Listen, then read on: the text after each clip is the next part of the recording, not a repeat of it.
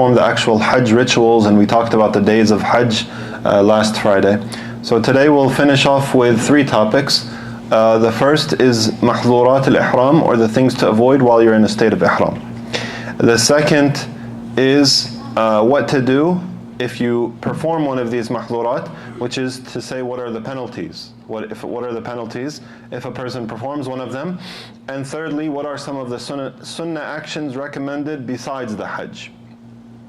So the first is the mahzurat al-ihram, and they are in summary they are 9 matters. 2 of them relating to clothing and perfume. And well, let's start with the ones which have to do with cutting something, which is cutting the hair and cutting the nails. Cutting the hair and cutting the nails, these are 2 that we could start with. Cutting the hair is 1, cutting the nails is 2. So these are 2 things that we should avoid during the ihram. And the cutting of the hair is mentioned in the Quran. وَلَا تَحْلِقُوا رُؤُوسَكُمْ حَتَّى يَبْلُغَ الْهَدْيُ مَحِلَّهُ. So cutting of the hair is not permissible. And what's mentioned in the Quran is the hair, meaning the hair of the head. But the scholars, the vast majority of scholars, they say the meaning of the ayah and the prohibition is any hair on the body. So not to cut the hair on your head, nor to cut the hair of your beard, nor to cut your hair on your underarms, for example. So nowhere on your body to cut any of this hair. And cutting here would also imply plucking. If you plucked out some hairs, this would also have the same meaning. So these are both prohibited, cutting the hair and cutting the nails during the ihram. There's a lot of questions about this, so I'll try to, whatever questions come to mind, I'll try to mention them, and then if you have more questions, you can raise your hand.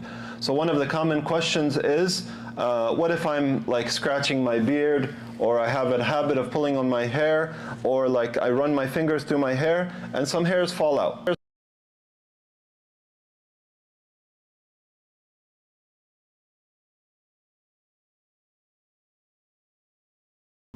And you're not intentionally plucking hairs out, rather it just falls out when you scratch, then this is something fine, and you're not intentionally doing that, as long as you're not intentionally doing it. What if you pull out like 1 hair or 2 hairs?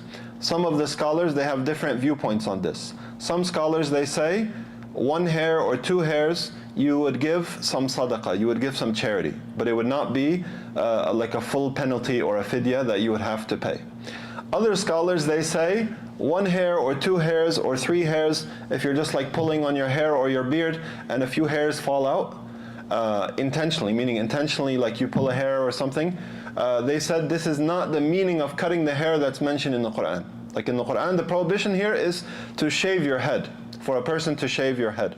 And the meaning here is that at-taraffuh, that a person like, they feel like it's kind of like an act of luxury. For example, like when your hair is very long and you cut your hair, you feel better and you look better, for example. So they said that's the meaning of the prohibition here, is to actually like shave your head or to trim all of your hair. As for a person just accidentally pulling out a hair, or to like even intentionally, if they're just stroking their beard or something and they pull out a hair, inshallah this is not forbidden. But also relating to this is like taking a shower and things like that, because somebody will say, when I take a shower, I know that a number of hairs are going to fall out while I'm showering.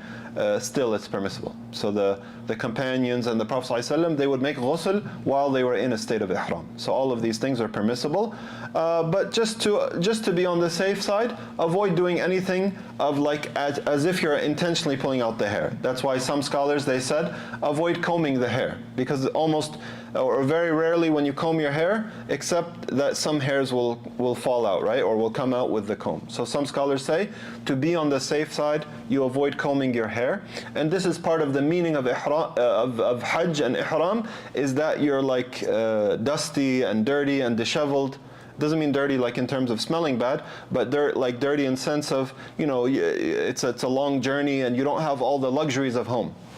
So if you avoid like combing your hair, for example, because you know that every time you comb your hair, it will pull out a few hairs, this would be on the safe side. The next matters are lubsul makhit, which is wearing fitted clothing. We'll talk about this in a moment because it has a lot of rules relating to it.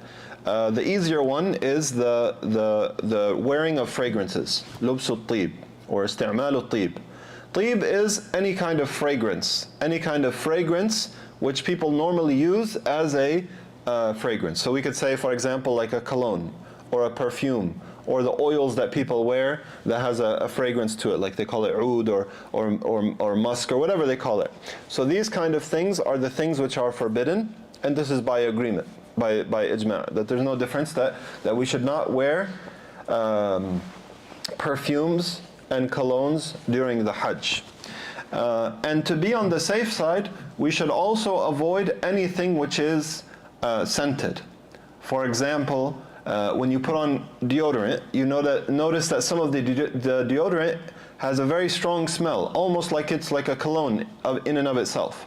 So these kind of things, to wear like a deodorant, or to put on some, for example, some lotion that almost smells like a perfume, this is something that would be falling under the category of tib, or wearing a fragrance. So these would not be permissible. There's also a lot of questions here. So sometimes people say, is this kind of product permissible? This kind of product is not permissible. This kind of lotion, what about this sunscreen? They all have a little bit of smell to them. So what kind of things do we avoid? The general rule that will help you is this thing used as a cologne or like a perfume amongst the people? If it is, then you should avoid it. If it's not, then inshallah it's okay. For example, like a lotion. It's like a lotion, maybe some people need it for their skin, they have to use it. Like we said, if it's like a luxury item, you don't need to use it, then part of Hajj is like going through the difficulty. But some people, they have like a skin problem or something. They will say it has a little bit of a smell to it. Or for example, you brush your teeth, it's like a mint toothpaste, for example. Do people wear like a mint toothpaste on their body when they go out to smell nice? No. So we would say this is not a fragrance that people use to smell good, or they would use it as like a perfume or a cologne or oil. Likewise, they said, when you, for example, when you eat lemons, or when you eat like pineapple or apples, these have a nice fragrance, but it's not something normally that people would wear as a cologne or a perfume. So these kind of things are also, inshallah, permissible. And some scholars are more loose with this matter. They say, because of this rule, that we said anything that's people use as a cologne or a fragrance is what you should avoid. They said even if you use like a normal hand soap, but it's not something people would consider as a perfume or a fragrance or like a cologne, in that case you could use it. Because you notice that a lot of the soaps you have, it has a smell to it, but it's not like a smell that you intentionally would put on before you go out to smell nice. It's just, it's just like a cleansing smell. Likewise, hand sanitizers, for example. They have a little bit of a scent to it, but it's not like something you would wear as a oil. So some scholars, they say, even these kind of soaps and hand sanitizers and lotions and these kind of things, as long as it's not considered as like a tib, as a fragrance, meaning in the sense of it being something you would intentionally put on to smell nice, then these kind of things would be permissible. But if you want to be on the safe side, and I advise for this issue to be on the safe side, then you could buy like an unscented soap.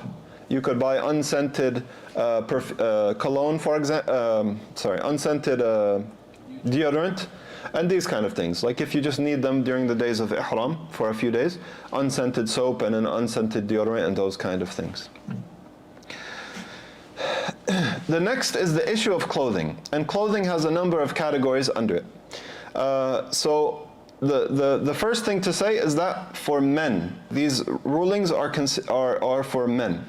As for women, they wear their normal clothes in ihram, except for two things, which is the Prophet ﷺ said for women, لا تنتقب المحرمة ولا تلبس القفازين. As for a woman, she does not wear the niqab, she does not wear the normal niqab, and she does not wear gloves.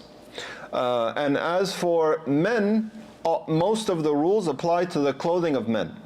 So women, they could wear their normal shoes.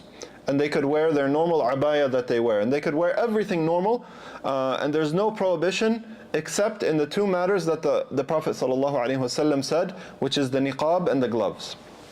And we'll talk about what to do if she normally wears niqab. What does she do in that case? What's the solution if she goes to Hajj, but she normally would cover her face? So for men, the Prophet ﷺ, he prohibited al-qamis, which is like nowadays like the thobe that we wear. This thobe is like a qamis, and the sirwal, which is like the pants, and the khuf, which is like the shoes, those leather socks that sometimes you see people wear. It's like socks, but it's made of leather. And the scholars, they took from this a wording. They said lubsul makhit, which is wearing fitted clothing. And this wording of the scholars, a lot of people misunderstand it. Almost everybody misunderstands what they mean by it if they're not like, studying fiqh. When the scholars say lubsul makhit, a lot of people understand this to mean wearing something that is sewn. Wearing something that is sewn, because makhit literally means something which is sewn.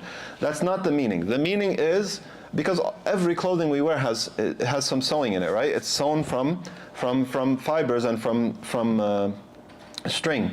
So the meaning here is not that the clothing is sewn. Even the ihram, you will see that it's sewn, right? It's sewn, it's sewn clothing. The meaning here is that this clothing is not fitted to one of the limbs of your body. Not fitted to one of the limbs of your body. So this thobe that I'm wearing, for example, you see that how they made an arm for it, right? And then they made the body go down. Likewise, the pants, they made like one leg and another leg. But when you look at the men's clothing, the ihram that they wear during the izar and rida, is it fitted around any of your limbs or your body? No, it's just a big piece of cloth that you wrap around yourself. So that's what's permissible. And anything which is fitted to your body, meaning that it contains like the shape of a limb, this would not be permissible. So for men, they would not wear their normal thobe. They would not wear pants. Even they would not to wear undergarments even. Not to wear socks, because socks would be like similar to gloves. The prohibition on gloves for women, it also applies to men, that men cannot wear gloves and they cannot wear socks also. So all of these are things which are fitted around one of the limbs of your body, therefore it would be under the prohibition of clothing, normal clothing. So you only wear the clothing which is like this izar and rida, the clothing of ihram. For men, they also have another prohibition, which is covering the head. The Prophet ﷺ told the male, not to cover his head during the ihram. And covering the head is of different types. Covering the head with something which is connected to your head. So for example, like if you're wearing this taqi or this kufi, or I think they call it topi, right? Topi. Wearing any of these things, or a turban, wearing a turban, or wearing a baseball hat, all of these are items which are not permissible for a male. Is it permissible for a woman to wear a hat that, for the shade? Is that permissible? Yes, for women we said it's okay, right?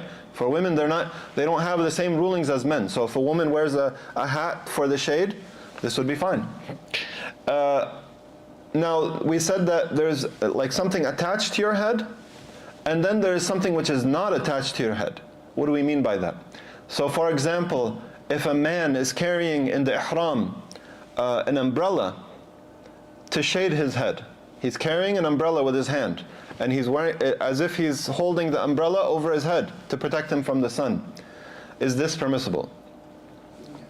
Inshallah, yes. The majority opinion, there is some difference of opinion, but inshallah, the majority opinion is that, yes, this kind of thing is okay. So covering your head with by something which is not attached to your head, for example, carrying an umbrella, is something which is fine during the ihram. For men, there is no problem here. No, you cannot wear a towel on your head. And this is a common mistake you see a lot of people in ihram make, that it's very sunny and it's very hot, so they pull the ihram clothes over their head. And a lot of times you might advise people, you say, brother, you're not allowed to do this during the ihram. Because a lot of people, they make this mistake.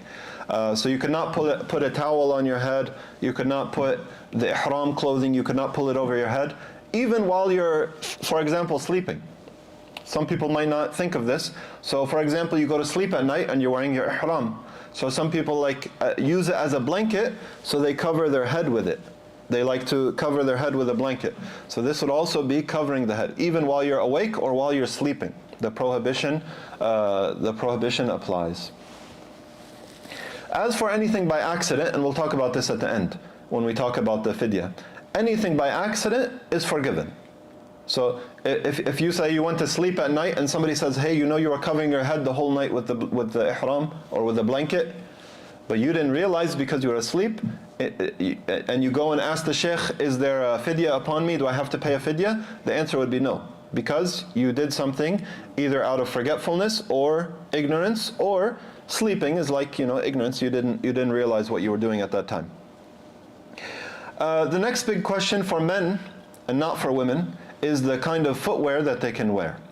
And for women, they can wear, because there's no prohibition on what kind of clothing women can wear except for two things. So for men, they have to wear sandals. وَلْيَلْبَسِ النَّعْلَيْنِ. The Prophet ﷺ said for them to wear na'layn, na'l. So many scholars, they differed, and they said, what is the description of the na'l which is permissible, sandals which are permissible to wear during the ihram? And inshallah, the easier opinion is that anything we would call a sandal, as long as it's below your ankles, not above your ankles, and most sandals, you could not imagine sandals that are above the ankles, it wouldn't be called sandals at that point, or na'l. But if it's something which is below your ankles, and it uncovers most of the foot, then this would be a permissible na'l. And if it covers most of your foot, even if it's below the ankles, some scholars would allow it. A minority of scholars would allow it, but to be on the safe side, you should stay away from it. Is that clear? Or I could search for some, I was going to bring some pictures, but I forgot. If anybody has any questions, I could try to show some pictures on the PowerPoint, inshallah. So basically, anything which we call a sandal, or a flip-flop, or the kind of sandals, that they call it like a thong sandal, all of these are permissible. And some people say those kind of sandals that are like the bathroom slippers, they'd be very, very hard to walk in for long distances. So I personally say, take the opinion that you can wear the sandals which can cover more of your foot, like for example, the flip-flops, what they call the normal sandals, that you might be able to walk in for a longer distance.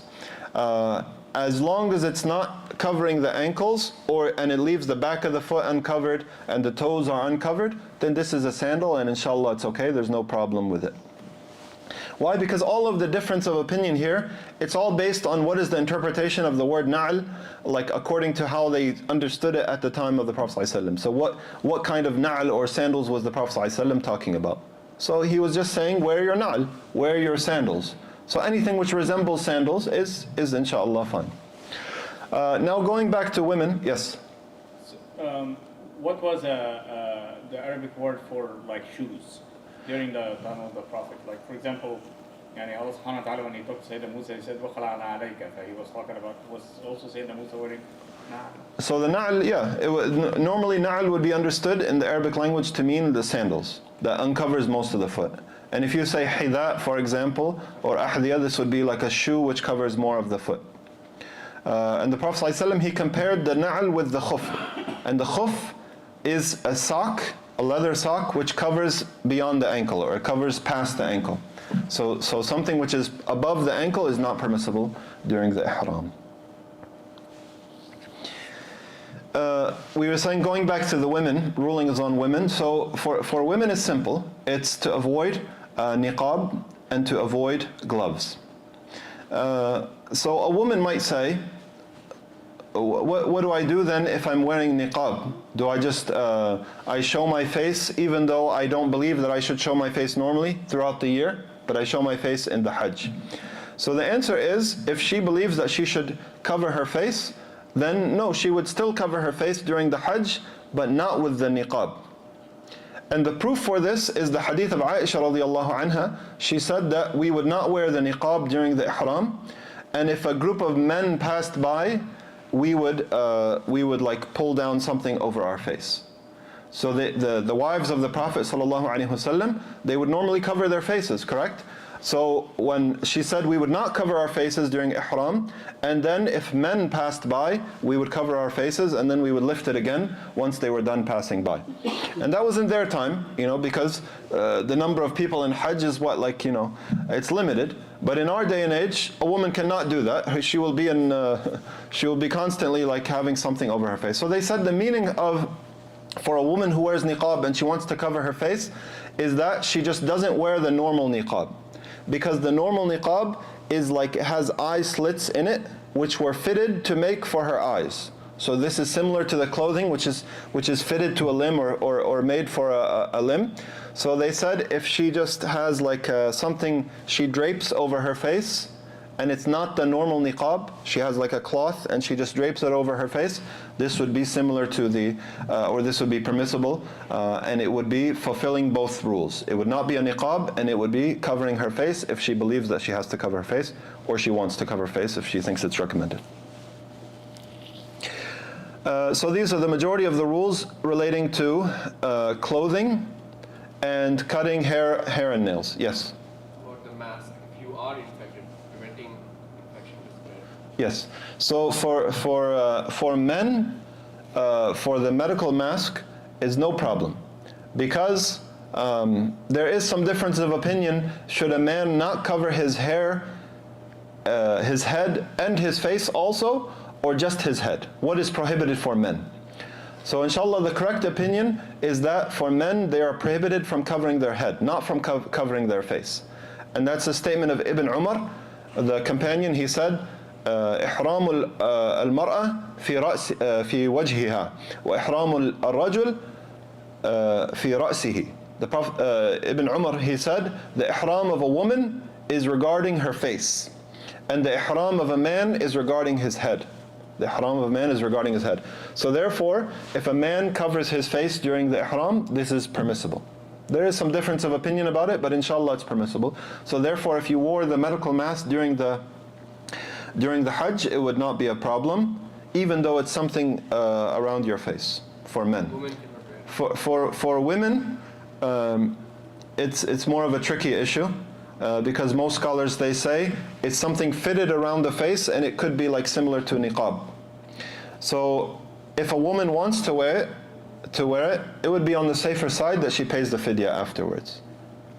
If a woman wants to wear the medical mask, she's afraid of getting sick or something like that, then it would better be safer for her to pay the fidya afterwards.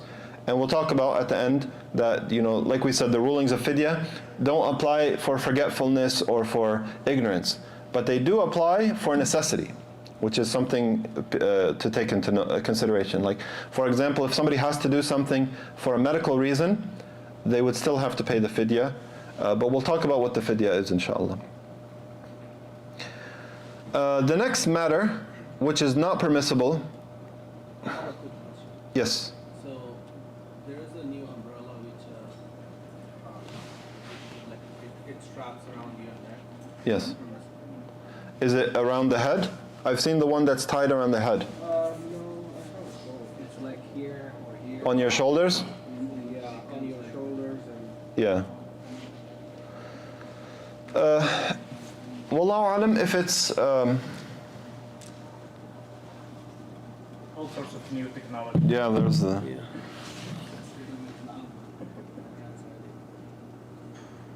a bag which has an umbrella. It has a strap Bag which has an umbrella. from your neck to your shoulders and chest. yeah. So I'll give you a general rule. I don't know the answer. I'd have to look into it further if there's any part of it which connects to the head.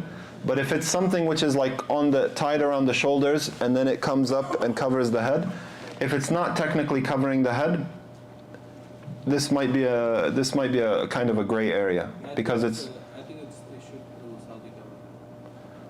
still. I mean, still that wouldn't necessarily be a fiqh So not everything would be like a fiqh, like a green light based on the fact that it's from the government or something like that. Wallahu alam, there might be some difference of opinion. Yeah. Yes. They have this neck fans. Yes. Is that If it's a neck fan and you're just wearing it around your neck, then that's fine. If it blows the air into your face and stuff, it's not something covering your head, then that's fine. But as for, he was asking, it's something which goes and covers your head, and it covers it pretty closely. So Allah alam, I'd have to look into it further. I don't know off the top of my head. The next matter, which is prohibition during the ihram, is something which will not apply to most people. Okay, yes. So, can I wear like gloves just to make pick up scratch or something? This could be. So for women, no. If you need to pick up something, you could use like napkins or cover your hand, put a paper bag, a plastic bag on your hand or something. But to wear a glove, even if it's for like cooking or something or picking up stuff, would not be permissible. And what about socks? For women, yes, socks are fine. For women, socks are fine because we said the only two things are prohibited are niqab and gloves. So everything else is fine. So the next thing we said is doesn't apply to most people, but there might be some situations, which is hunting. Hunting is something prohibited. يا أيها الذين آمنوا لا تقتلوا الصيد وأنتم حرم. So most of us, I don't think most of us are going hunting while we're in the state of ihram during Hajj. The only thing that maybe kind of resembles this is some people say like, what if you kill an animal, for example, or something like that. So there's two things here. During the ihram, you're not supposed to kill any animals, and also there's the haram of Mecca is supposed to be a sanctuary, meaning you're not supposed to harm anything. You're not supposed to harm anything. And there are some exceptions to this rule. So you're not supposed to harm the birds, you're not supposed to harm any animals. The only exception would be something which is harmful to you. So for example, like mosquitoes and flies and these kind of things, they're harmful to us and they bother us and they bite us and they land on our food. So killing these kind of insects is permissible. But as for like killing an animal or scaring an animal even, all of these things we should not do in Mecca. This is part of the sanctuary or the respect given to the city of Mecca by Allah subhanahu wa ta'ala, that Prophet Ibrahim was allowed to make the city of Mecca as a haram, meaning that nobody should be harmed in it, no person can be harmed, no animal could be harmed, no trees could be harmed even. You cannot cut down any trees or plants even in the city of Mecca. The next three, or the next two, relate, or three actually, we could divide it into three, are things relating to marriage, which is the actual marriage contract. None of the parties can be a muhrim. You would think this would be rare, but hopefully it doesn't happen. But none, like for example, the groom could not be a muhrim. The girl, the bride, could not be a muhrima. The father, who's the wali, could not be a muhrim. So nobody can be involved in a marriage contract if they're in a state of ihram. This actually happens. I mean, some of the MSA groups, when you go with like the young people, and then like at Hajj they meet another family and they get married right at, but they should delay getting married until after the ihram, after the ihram. So if you want to get married and you go to Hajj, you have to wait until after the ihram. And then the next two relate to the intercourse between the husband and wife, and anything which leads to that, anything which leads to it. So I think that's clear, inshallah. And this is one of the major prohibitions of ihram. And this would actually be the only one which invalidates the Hajj. So this is to be very careful. If the husband and wife are in the same room, that having intercourse would, before the first tahallul, which we talked about, is usually the day of Eid, after you stone the jamrah, this would invalidate your Hajj. You would waste all your money and all your effort, all your time. It invalidates your Hajj, and you have to pay a badana, which is a camel.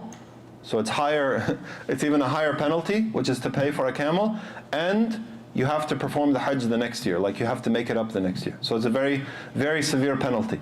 So therefore these kind of things are to be avoided, and to be very careful about avoiding them during the ihram, especially like we said, if the husband and wife are in the same room, same hotel room, so they should be very careful about this matter. Also anything which leads up to it, anything which is leading up to it would also be haram, and from the mahdurat. So these are the main mahdurat. These are the main things which are prohibited during the ihram. What if a person does one of these things? What if a person does one of these things? So we said, what if you did it by accident or out of forgetfulness? What's the ruling there? What if you did it by forgetfulness or by accident? Then there's nothing upon you. What if you did it out of ignorance? Like you did something, you didn't attend this workshop, you were just, enjoying the Memorial Day barbecue and you skipped the last part of the workshop. So then you didn't know about half of these mahdurat, right? So then afterwards somebody tells you during Hajj, after you've already done it. So you go and ask a sheikh and you say, I didn't know. So they would tell you that because of your ignorance, therefore it's forgiven also. You should still come to this workshop, but if you legitimately didn't know, like you tried to learn, but you didn't know that this one thing was from the mahdurat, then inshallah it's forgiven. Also forced, if a person was like forced to do something, or like we said, if they did it while they're sleeping or something like that. What are the penalties? We oftentimes say the fidya, you pay the fidya, and what's the most common thing that comes to our mind? What's the most common thing we think of when somebody says pay the fidya? Sacrificing an animal. So people say you sacrifice a sheep or a goat. But in reality that's one of the options. Allah subhanahu wa ta'ala mentioned 3 options in the Quran. فَفِدْيَةٌ مِّن صِيَامٍ أَوْ صَدَقَةٍ أَوْ نُسُكٍ. The siyam is to fast 3 days. To fast 3 days. The sadaqah is to feed 6 poor people from the people of Al-Haram, the people of Mecca, half of a sa'. This is a volume of measurement each. So each one of them gets like a certain amount of food. And the third one is nusuk, which is to slaughter the animal. Not nusuk, I think you guys have nightmares about nusuk now, the app. No, nusuk is to slaughter the animal. So these are the 3 things which are permissible or the possible options for the fidya. So somebody might say, I don't have a couple $100 for paying for the sheep to be slaughtered. You could say, you just fast 3 days. When you get home from after the Hajj or after the Hajj, you fast for 3 days. And this would be one of the 3 options, and they're all permissible. And this would apply, like we said, it doesn't apply to forgetfulness or ignorance, but it does apply to necessity. So very commonly, somebody will say, I need to do one of the things which are not permissible in ihram because of a medical necessity. I need to wear socks. I need to wear normal underwear. I need to cover my head. I need to wear this, medical thing, whatever. And it's like clothing, for example. So the answer would not be that it's okay because you need to do it medically. It is okay, yes, you should go ahead and do it because you don't put yourself in harm. And there is no sin upon you. If you need to do something for a medical reason, there's no sin upon you. But you would still pay the fidya. You would still pay the fidya, and like we said, that could be as easy as feeding 6 poor people in the haram. This is very simple and it's not something hard. Or to fast 3 days, for example. So there are other options besides having to sacrifice an animal. And all of these things, besides the fasting, you can do it there by, like, they have these tables or offices that you go and say, I need to pay the fidya for mahdurat al-ihram. You don't have to explain what it is. You just say, I need to pay, and you could pay at that at a number of places. Can we pay money instead of what the people of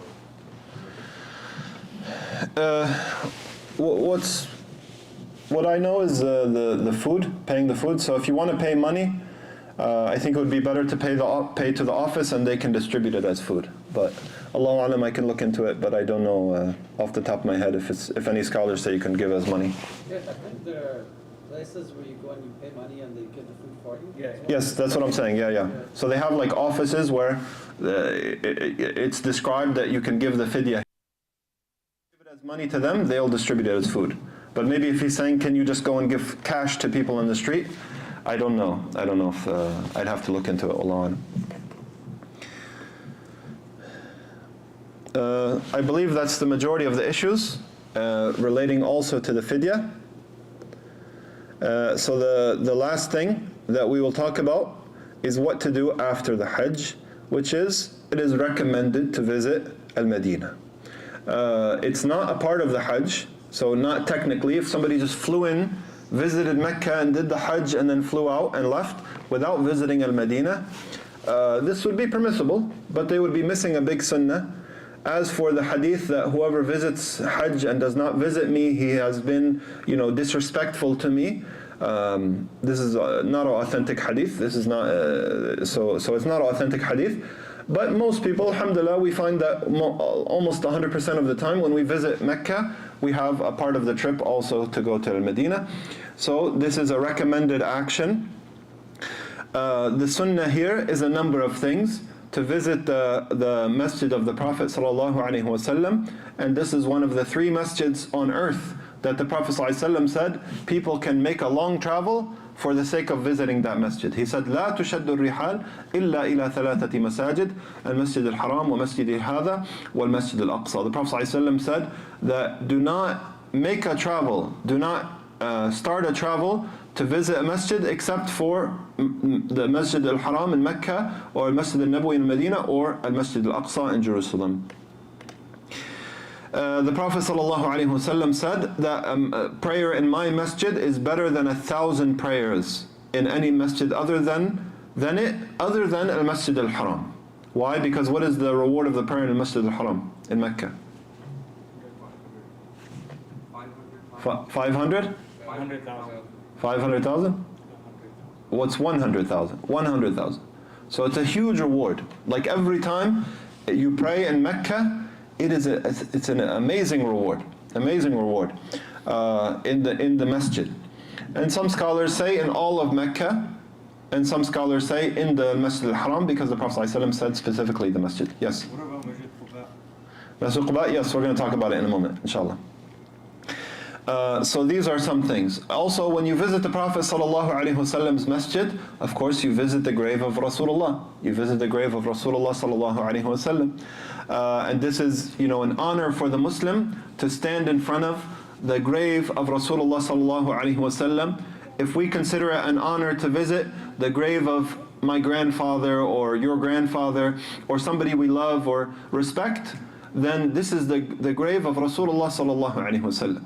And you're standing in front of him. So at this point you make dua for him. You don't make dua from him. Don't ask of Rasulullah, but you make dua for him by asking Allah subhanahu wa ta'ala to reward the Prophet sallallahu alaihi wasallam and to grant him the highest levels of Jannah. And there's a number of dua you could make. You could say what you say in the prayer, which is Allahumma salli ala Muhammad wa ala ali Muhammad wa ala kama sallaita ala ali Ibrahim innaka Hamidun Majid, until the end of it.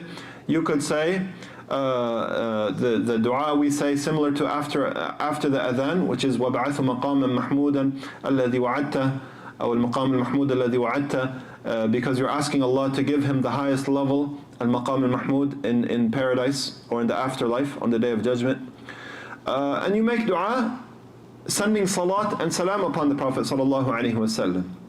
Then right next to the Prophet sallallahu alaihi wasallam, buried right next to him, is Abu Bakr as-Siddiq and Umar radiyallahu anhuma. So this is, as we said, a great honor also. So you also ask Allah to reward them for what they have done for the ummah. You stand in front of them as if you're visiting any grave, but you make a dua for them. Oh Allah, reward Abu Bakr for what he has done for the ummah. And then, oh Allah, reward Umar radiyallahu anhu for what he has done for this ummah and grant them the highest levels of Jannah. There's no specific wording to this dua, nothing you have to memorize, just whatever you want to say at that moment, and then you leave.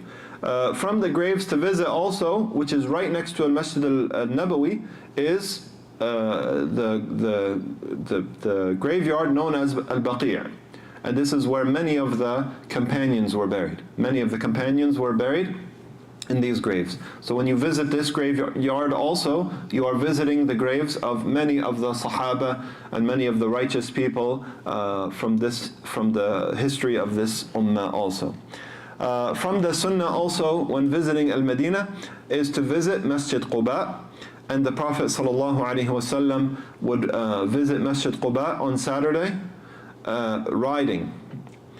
He would visit it riding, and he said that whoever makes wudu in his house and then he visits Quba, it is similar to the reward of Umrah. It is similar to the reward of Umrah. Some people said, is it exactly, it's like you made a Umrah? No, it's not like counts as a Umrah. It doesn't count as a Umrah. Some people got confused and thought that this means like you make a Umrah in Al-Madinah. It's not literally Umrah, it's like the Prophet ﷺ is saying, it's like the reward of an Umrah. Like many things, the Prophet ﷺ said, whoever does this, it's like he freed a slave. But it's not actually like you physically freed a slave, it's like similar to the reward of freeing a slave. Visiting also the Rawdah in the Masjid of the Prophet ﷺ. He said ﷺ that ما بين بيتي ومنبري روضة من رياض الجنة, that between my house and my minbar, the minbar where he would give the khutbah, is like a garden from the gardens of paradise.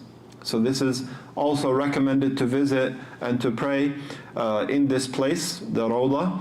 All of these are recommendations. You can do them as much as you are able to. If you're not able to do something because of crowding or because it's difficult, then you make your intention that you would have done it if it would have been possible, and inshallah you'll get the reward.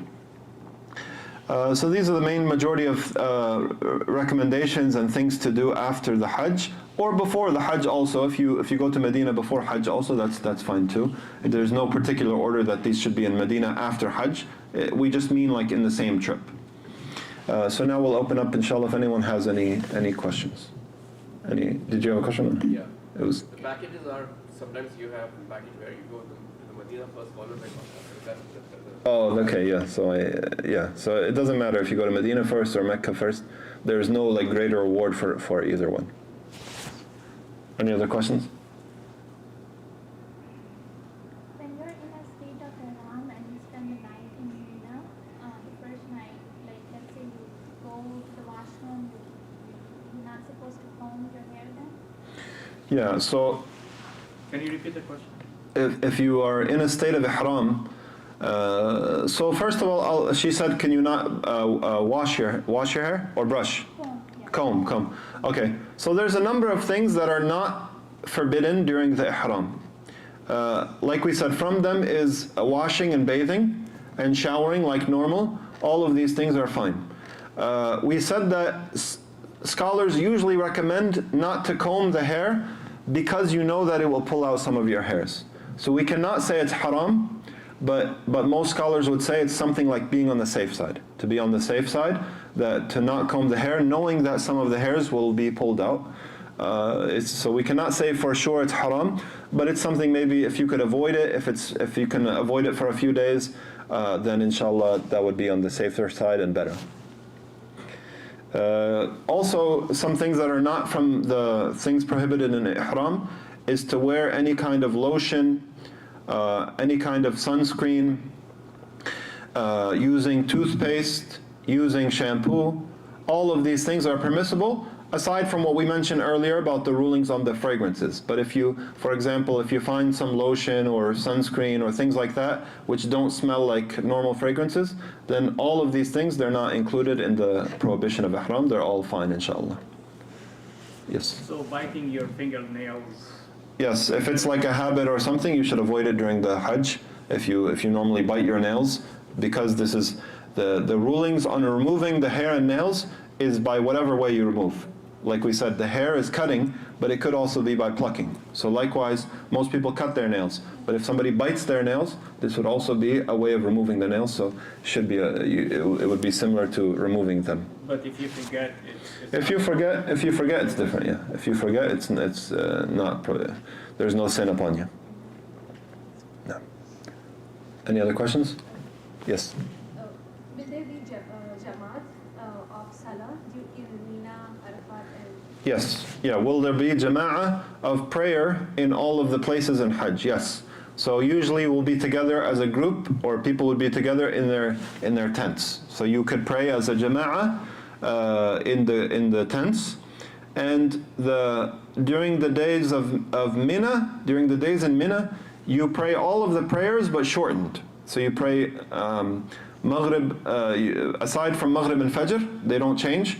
But Dhuhr and Asr and Isha, you make them 2 rak'at, and you pray them all in their normal times.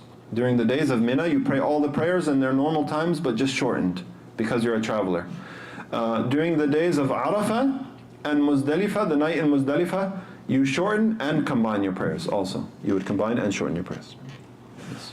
Yes? Permissible to fast during Hajj? It's not recommended. It's not recommended because it will tire you out. It would make you very, very tired, and Hajj is already very difficult. So the only exception would be, they mention like somebody who doesn't have a hadi. There are certain rules that they say a person would fast if they didn't have a hadi. Like you wanted to make tamattu', but you didn't have the animal, so you would fast.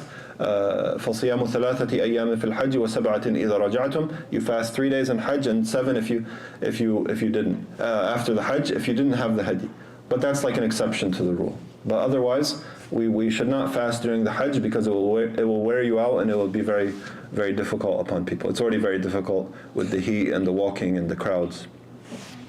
Can you, and I know you probably did it in a previous session, can you mention the 3 or 4 things that make you tahallul? I mean, that when you finish you can... Yes, so the things which make the tahallul on the day of Eid, meaning you can come out of your ihram and you don't have to avoid anything anymore, is 2 out of 3 things. 2 out of 3, which is stoning the Jamratul Aqaba, one of the Jamratul Aqaba, the larger one, and shaving or trimming your hair is the second, and Tawaf al-Ifada. So most people do it in this order, that they stone the Jamrah and then they shave their head. So if you've done those 2 things, you have exited your ihram, and this is called at-tahallul al-awwal, the first exiting of ihram, which means that everything is okay, everything is permissible now, except for anything relating to marital relations between a husband and wife. Those things are still not permissible until after you make the tawaf al-ifada. Oh, so you can make tawaf al-ifada after tahallul? Yes, after tawaf al-ifada, then you're fully out of ihram. Yeah, you're fully out of ihram after you've done all 3 of these things, which is the shaving the head, or we should say stoning the Jamratul Aqaba, shaving the head, and then making tawaf. Tawaf also includes the sa'i afterwards. At that point, you're fully out of your ihram. There's no prohibitions of ihram at that point.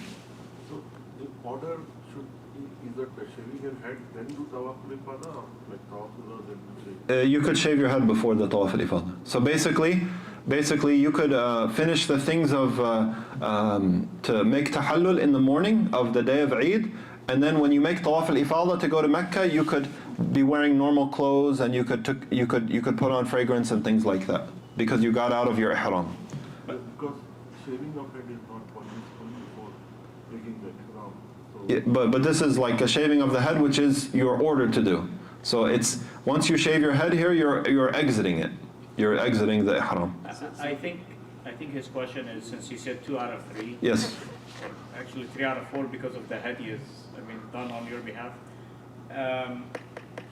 He's saying, can you go make tawaf al-ifada and then come back and shave your head, then take off your ihram? I see, yeah. Right? Yeah.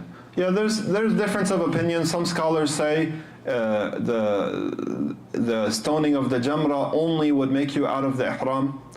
And some scholars say any of these 2 out of 3 that we talked about.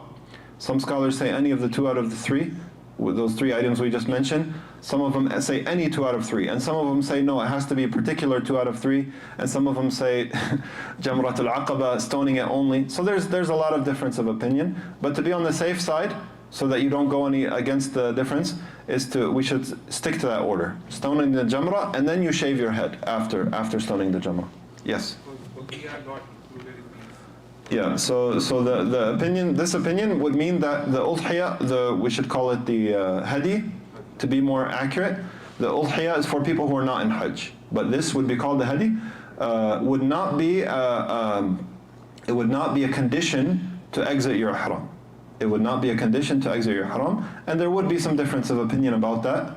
If you might find the group leader or a mufti might tell you a different opinion, yes, there is valid, legitimate difference of opinion. But this opinion that I take is that it's not one of the things which will make you have to wait for to exit your haram.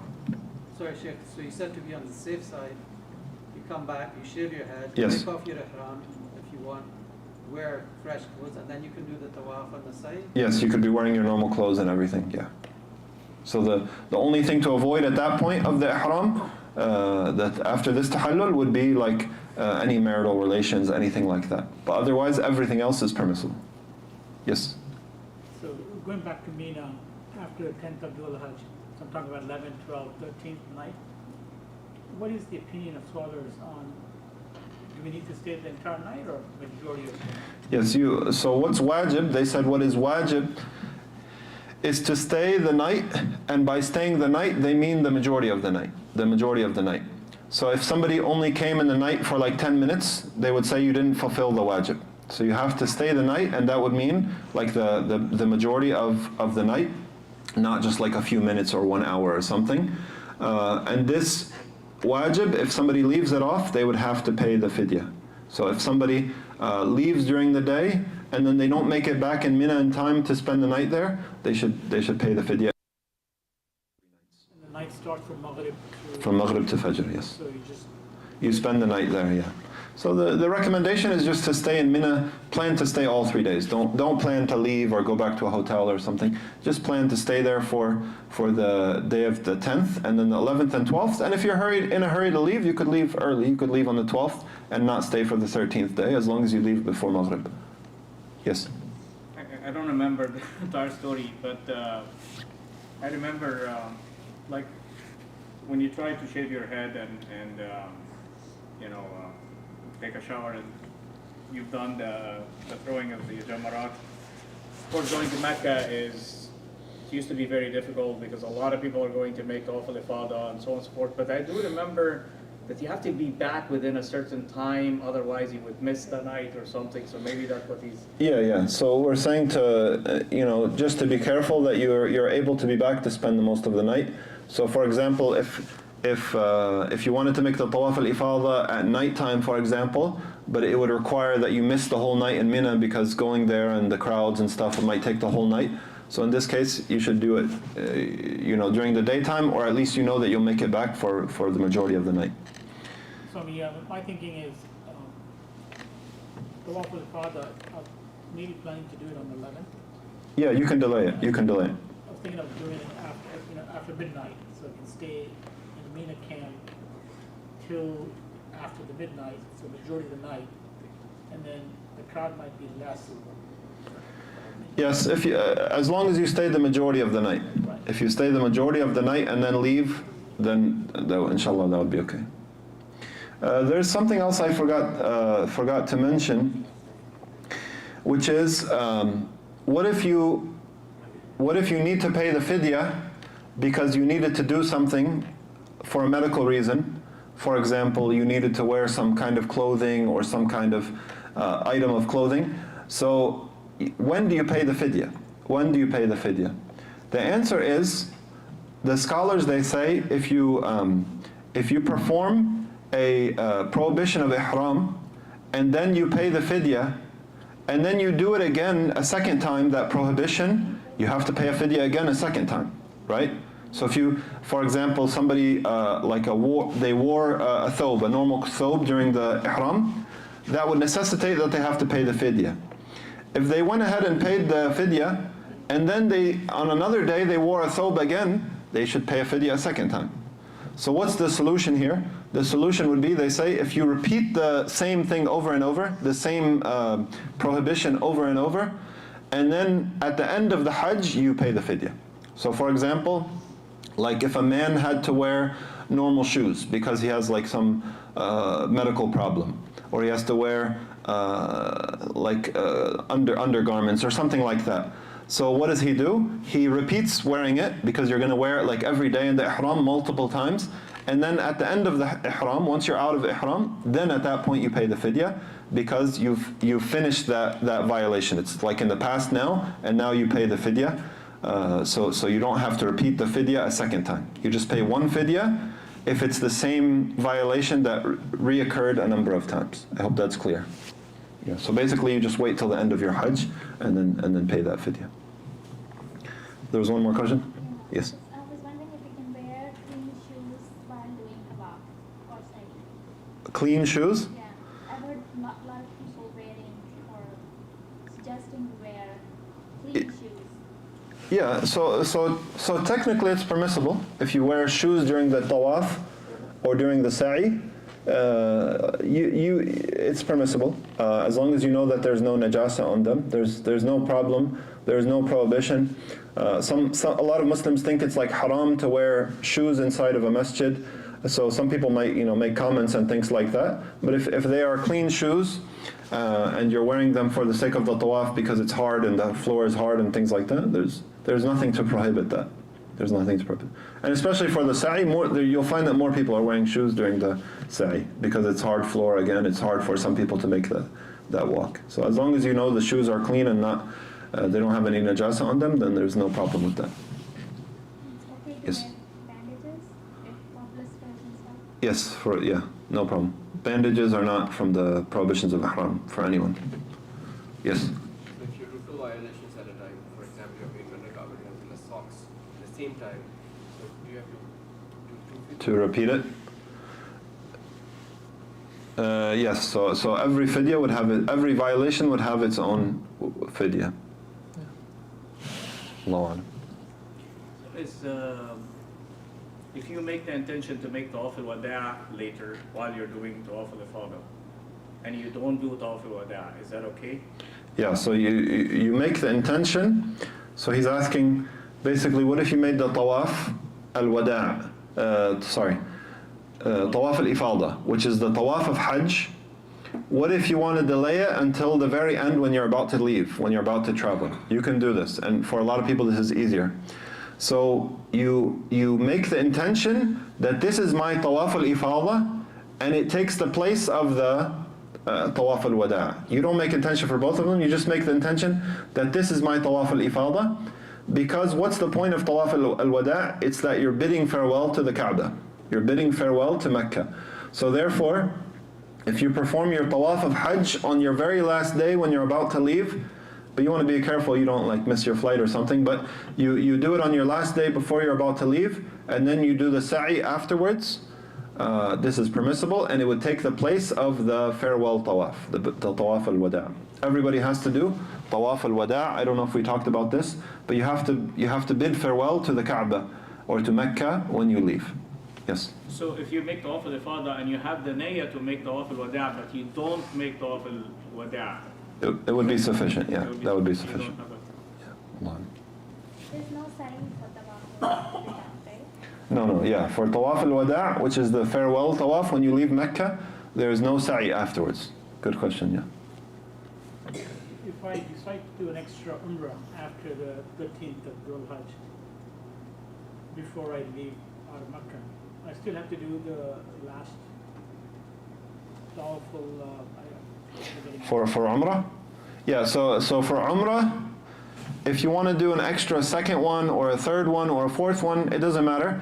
Every one has to be performed in the same manner, which is you have to exit the city of the Haram, which would the closest place is a place called Tan'im, Masjid Aisha. You have to go there or exit from any other place, but most people go there. Then you have to come back again. Then you perform the tawaf and sa'i. So if you want to perform a second umrah or a third or a fourth, no matter how many times you want to perform it, but they all are performed in the same way, with a tawaf and a sa'i. That's the conditions. I still have to do the last tawaf before I leave. Yes, because these are different things. These are all different acts of worship. Like an umrah is different than a hajj, which is different than the tawaf, the farewell tawaf. They're all different acts of worship, so therefore they don't like take the place of one another. So the arkan of Hajj, if, just to kind of repeat it, so is it Mina, Arafah, Tawaf al-Ifada? Is there any other? The arkan are different than the wajibat. The arkan, the pillars of Hajj, the pillars that you cannot miss are, for example, the standing in Arafah and Tawaf al-Ifada, and the sa'i has to come after the Tawaf al-Ifada. And then there are things which are wajibat. They are like a must to do also, but if you didn't do them, your hajj would still be valid. For example, like we said, staying the night in Mina. If a person didn't stay the night in Mina, this would be from the wajibat, not from the arkan, the pillars. There's a difference between a pillar and a wajib. A pillar, if you don't do it, your hajj is not valid at all. A wajib, if you don't do it, your hajj is still valid, but you have to offer the fidya. You should not intentionally skip it, but your hajj would still be valid. Yes. Inshallah. Any other questions before we end? طيب. بارك الله فيكم. هذا وصلى الله على نبينا محمد وعلى اله وصحبه اجمعين. جزاكم الله خيرا.